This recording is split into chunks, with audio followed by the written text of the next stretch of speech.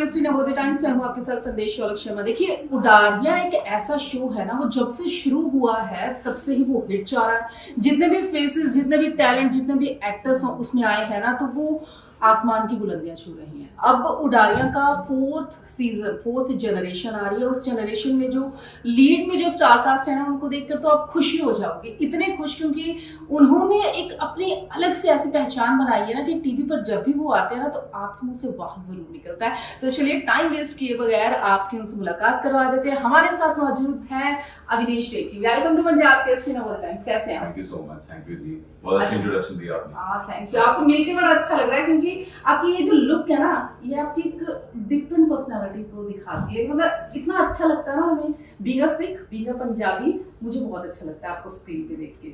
I also feel very happy. I'm feeling very blessed again कि भाई Hindi TV जो हमारा GEC है, उसमें सरदार के कैरेक्टर्स ऑब्वियसली वेरी लिमिटेड हैं, बट अब उसकी डिमांड बहुत ज़्यादा हो गई है। सो मुझे भी उसकी अपॉर्चुनिटी बार बार करने को मिल रही है, because I love wearing turban. मुझे बहुत मज़ा आता है जब मैं पगड़ी पहन के एक्ट करता हूँ। और अब इसमें उडारियां की आप 4th जनरेशन में, तो ये टर्बन वाला लुक, और ऊपर से अब सरब है उसका नाम, उसमें आपका नाम ना, तो वो छोटी सरदारनी याद आ रहा है आपको? ऑफ कोर्स, छोटी सरदारनी एक ऐसा शो है जिसने मुझे एक नया मुकाम दिया था। तो और सरब का कैरेक्टर बहुत पॉपुलर हुआ था, और अगेन मुझे वही सेम नाम मिल रहा है, which is very dear to me also, as well as it is very dear to the audience also. उन्होंने भी उसको बहुत प्यार दिया था। सो आई होप कि अब वो दोबारा से एक नए पर्सपेक्टिव के साथ मैं आ रहा हूँ एक नए किरदार में, तो मुझे भी उतना ही ज़्यादा दोबारा से वही प्यार दें और हमारे शो को और बुलंदियों तक लेके जाएं। इसमें कैसा है उडारियां में? उडारियां में I am playing a very, मतलब इससे पहले मैंने ऐसा कोई किरदार किया नहीं है विच इज वेरी फ्लैम्बॉयंट। इससे पहले जो भी मैंने किरदार किए थोड़े स्टर्न होते थे, थोड़े बहुत ज़्यादा प्रिंसिपल्ड, आइडियलिस्टिक। ये भी प्रिंसिपल्ड है, but at the same time he is also very casual in life. तो एक यंग फील दी है उसको, और रूट से तो ऑब्वियसली जुड़ा हुआ है, because being a Sardar and Punjabi by nature. So he is very rooted towards his culture, और अपनी माँ को बहुत ज़्यादा प्यार करता है, अपनी सौतेली माँ को। उसका एक भाई है, उनको भी, पूरी फैमिली को इनफैक्ट बहुत प्यार करता है। बट ही इज़ वेरी एकदम यू नो गबरू जवान, बिल्कुल क्या कहेंगे, फ्लैम्बॉयंट है, लाइफ में फुल ऑफ लाइफ है एकदम। सो ऐसा किरदार है, तो मतलब लाइफ जीता है अच्छी तरह से। और कैटरीना का बहुत बड़ा फैन है। इसमें भी कैटरीना आ गई, पंजाब की कैटरीना। अच्छा, इसके 3 सीजन पहले आ चुके हैं, 3 जनरेशन, आपकी 4th जनरेशन है। आपको कौन से वाली जनरेशन सबसे ज्यादा अच्छी लगी थी देखने में? Obviously, Ankit is a dear friend of mine. Priyanka is also a dear friend of mine. So obviously उन्होंने फर्स्ट मुकाम इसको दिया था, क्योंकि जो पहला सीजन होता है which is the establishment of the show, उसके बाद आगे जितने लीव्स आते हैं वो उससे ही कनेक्टेड होते हैं। तो this story is also obviously connected, अलग अलग जनरेशंस आई हैं, this is the 4th generation of Udaariyaan. तो I am very much inclined towards that first show. मुझे बहुत अच्छा लगा था। हमारे साथ ही आता था उस टाइम पे, हमारा छोटी सरदारी चल रहा था, एंड साइमल्टेनियसली इनका, अंकित और प्रियंका का उडारियां का फर्स्ट सीजन था। सो आई लाइक दैट सीजन। बाकी भी अच्छे हैं ऑब्वियसली। और एक बात होती है सीजन्स की ना, एक जब जनरेशन्स चेंज होती हैं तो एक नर्वसनेस बहुत होती है, बिकॉज एक फर्स्ट जोड़ी को उसको ओवरपावर करके एक नई जोड़ी लेकर आना, उसमें it's a big challenging thing. तो आई थिंक वो मेरा एक बहुत बिगेस्ट चैलेंज होगा इस शो के लिए। मैंने आज से पहले हमेशा फ्रेश शोज किए हैं, ऐसे कि किसी दूसरे शो के अंदर एंटर नहीं हुआ हूँ मैं। तो this will be a very big challenge for me, कि भाई एक दूसरे शो को, उसकी लेगेसी को आगे लेकर जाना जिम्मेवारी लगती है ना, जिम्मेवारी है, इट्स अ बिग रिस्पांसिबिलिटी, क्योंकि एक फैन फॉलोइंग, फैन बेस पहले से उस शो का बना, but that is a positive also कि एक फैन बेस होता है, एक ब्रांड बना हुआ है ऑब्वियसली उडारियां का। सो इट बिकम्स ईजियर, क्योंकि ऑडियंस ऑलरेडी है, नई ऑडियंस बनाने की जरूरत नहीं है इतनी। बट ऑब्वियसली मैं यही कोशिश करूंगा कि हम उस ऑडियंस के साथ कुछ नए लोग भी और जोड़ें, जो मेरे साथ कनेक्टेड है, वो भी आके इस शो को देखें। तो that will be a challenge. कैसे बने आप इसका हिस्सा? कैसे आपको अप्रोच किया गया? कैसे जुड़े आप उडारियां के साथ? सो मुझे ऑब्वियसली एक प्रोसेस होता है हमारा। तो उन्होंने मुझे जब सरगुन की टीम ने कनेक्ट किया था मेरे साथ, एंड दे कॉन्टैक्टेड मी, और उन्होंने मुझे कहा कि एक सरदार का कैरेक्टर है। So I got really happy about that fact, क्योंकि मैंने अभी भी एक और शो किया है जिसमें मैं सरदार प्ले कर रहा था। तो उसके बाद जी का, तो उन्होंने मुझे उडारियां के लिए बोला। तो फर्स्ट थिंग वाज कि भाई मैं कलर्स के साथ दोबारा जुड़ा, बिकॉज कलर्स ने मुझे मेरा पहला शो दिया था, it's like a family to me. तो मेरी जर्नी कलर्स के साथ शुरू हुई थी और उसके बाद दोबारा से एक और जो मुझे फर्स्ट मुकाम मिला, जिससे मुझे एक पॉपुलैरिटी का पूरा भरमार मिला, वो भी कलर्स के साथ था। तो उसके बाद एक और मेरे को शो अभी कलर्स का मिल रहा है। So it's like I feel के Colors as a channel is very lucky for me. तो अब देखते हैं क्या होता है इसमें। अच्छा, जैसा आपको हम इंस्टाग्राम पे भी देखें, सोशल मीडिया प्लेटफॉर्म किसी पे भी देखें, तो आपके वैसे वो वाले बाल लंबे वाले नहीं है ना, हेयर कट है ना? तो आपको ये चीज लगती है, हमें बहुत लगती है, क्योंकि हम आपको ना इसमें मैं एक डिफरेंट लुक देना चाहता था, हाँ। बिकॉज यू नो आजकल बहुत सारे डे टू डे सरदार हैं जो ऐसे लुक रखते हैं, दिलजीत दोसांझ ले लो।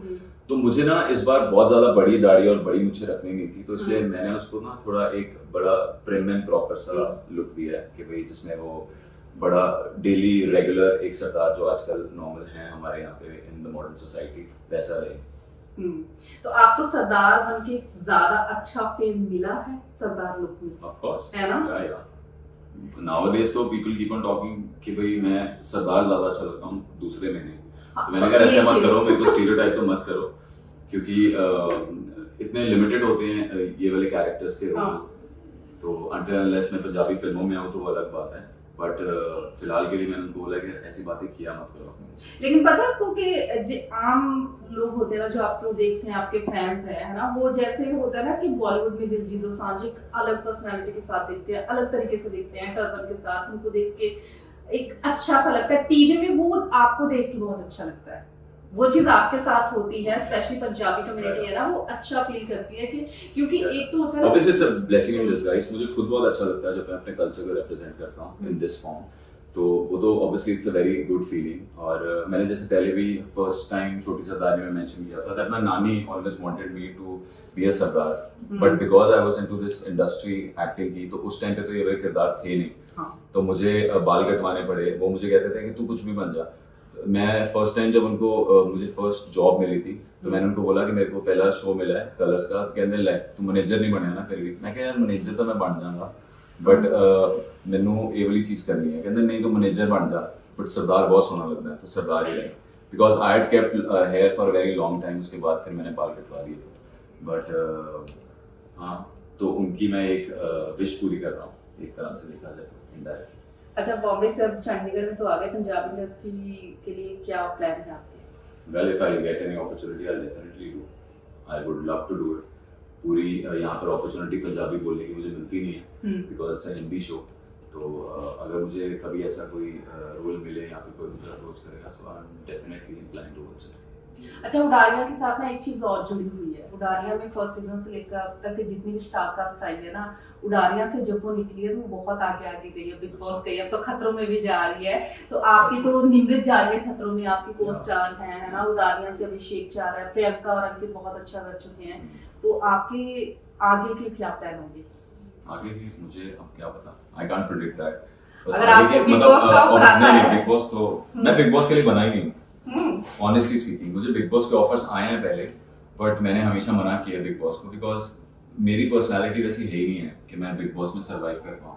मुझे ना वैसे भी रियलिटी शोज उस तरह के चाहिए जिसमें कुछ स्किल शो हो, जैसे कि खतरों के खिलाड़ी ऑब्वियसली, और कोई डांस रियलिटी शो हो गया।